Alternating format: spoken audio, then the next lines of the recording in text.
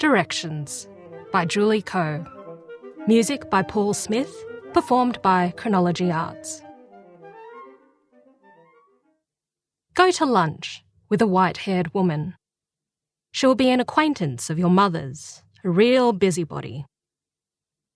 Sit opposite her at a table in a fancy restaurant in Sydney. You'll survey the room and conclude that you're underdressed. The woman will remark that time is ticking, that you're not getting any younger, and that you should find a proper direction for yourself. Tell her you're feeling stuck right now, pretty burnt out actually, but you still hope to pursue a magical life. Watch the woman suck on the tentacle of a squid, selected from her plate of fried tentacles. Hear her platinum necklace clink against the edge of the plate as she reaches a hand across the table to pat yours. "Follow a safe path like I did," she'll say, "or you'll fall further and further behind. In the end, when the sun sets on your life, your fanciful dreams will mean nothing." Your throat will tighten. Distract yourself by staring at her plate. Notice that one of the tentacles is beginning to move. Observe it coming fully to life, flicking and curling, crawling off the plate to the middle of the table, where a small hole will open up. See the tentacles straighten vertically, following up with a neat little jump, disappearing through the hole. "Listen to me when I'm speaking to you," the woman will say. Watch the other tentacles start to move, shaking off their seasonings.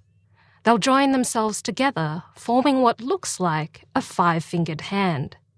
Then they'll tug the woman's necklace to get her attention and make a rude gesture at her. "Goodness," she'll say as they too drop into the hole, which will widen to accommodate them. Lean past your salad and put one eye to the opening. Witness the tentacles swimming away into the depths of the sea. Step up onto the table and straighten tall. Jump. The hole will swallow you. Your last glimpse of the scene will be of the white-haired woman, mouth agape, and the alarmed waiter behind her. Note the fizzing cola you ordered commencing its slow slide off the waiter's tray towards the floor. The salt water, cold, will shock you. Panic. Try to turn back, but see the hole shrinking into nothing. Flail around, struggling for the surface, to no avail. Your lungs will be burning. There's no way out, you'll think. You're going to drown. Spot the 5-fingered squid in the distance, propelling itself through the water. Blackout. Feel tentacles curling around your neck. Realize it's the squid hand yanking you out of the sea. Gasp. Discover that the hand is now joined to the wrist of a large man. It will seem to have replaced his regular hand entirely, if he ever originally had one. The man will appear confused to have found you floating in the water by the shore.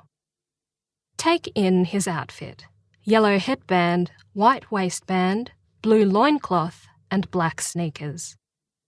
His black socks will be pulled up to the middle of his calves. Become aware of other confused faces surrounding his, belonging to a crowd of men and boys dressed just like the large man. Stare at them, staring at you, before they do an about turn, revealing bare buttocks. They'll run away in a group, holding lanterns in the daytime, chanting "Oi sa! Oi sa!" in time with their steps. From the back of the pack, the squid hand on the end of the man's arm will beckon you. Jog after it into a town of 1,000 wooden houses, which will creak as you pass. When the group arrives at the grey gate of a shrine, meet a smiling priest in a white robe and other groups of runners wearing pink and red headbands. A stone rabbit will hop off its pedestal and wink at you. The groups will soon move off, one after the other. Dash after the crew in yellow headbands. Try to keep up, but get a stitch and drop away from the pack once you reach a house covered in ivy. Wander the alleys alone. Peer into old buildings. In one, you'll spy a beautiful lady sewing dresses from silken panes of glass. In another, Rows of clay dolls will be tittering among themselves. Pass an indigo house, a brewery, and a store selling firewood. There a small girl and boy in matching overalls will wave at you from the porch.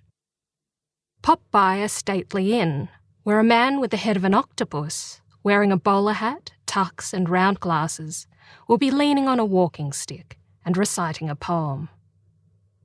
Catch up with the pack again, oi sa, skirting rice paddies and stopping by a second shrine, then a third, which will be up a hill at the end of a grand, straight road that leads from the shore. You'll climb flights of steps to reach this shrine, which will have a giant sacred rope hanging across the front. The men and boys will bow, paying their respects, before turning to leave. The squid hand will pat you on the shoulder as it passes, as if to congratulate you.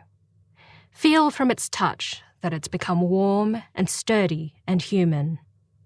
Decide that you'll grow old in this town, living a magical life. Listen to the beat of a drum, hear a bell ring, watch the orange glow of the sun disappear over the shining path to the sea.